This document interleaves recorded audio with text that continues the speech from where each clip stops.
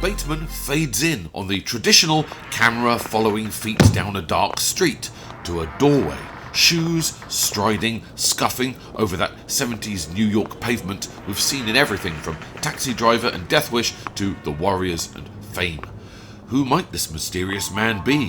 Well, he's not a good guy, as director Bateman has chosen to accompany this with track 3 on his Music for TV Volume 1 and chosen track generic spy theme tune by the Jeff Love Orchestra. Yep, he's a wrong'un. Give Bateman his due here though. No time is being wasted as we follow this stalker, creep, pimpy shoe shuffler down an alleyway and through a grotty apartment door. Onwards, determined to a bedroom.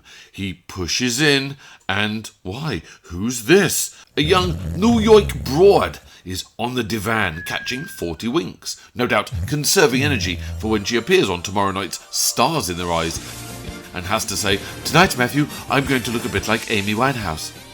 Our figure with the footsteps, either a burglar or a cleaner who keeps very peculiar hours, tries to make a silent grab at what looks like heavy jewellery on Winehouse's bedside. But Winehouse is a light sleeper. She's probably just napping, trying to work out if "Why don't you come on over, Singleton" is a silly line in a song she's writing about Blue Peter presenters. So his fumbling, noisy robbery of the gems causes her to stir, to awake. There's gasps, there's screams, struggles, writhing and shoving. He wants the jewellery, she wants him largely to fuck right off.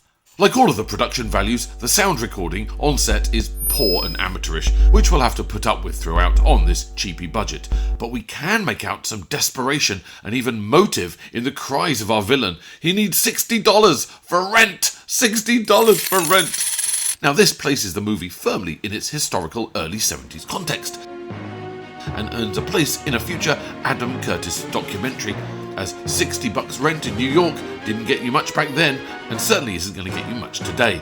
Without wanting to go all Monty Python Yorkshireman, it wouldn't even get your shoebox in the middle of Motorway. Cardboard box? Right. Oh, you're a locket.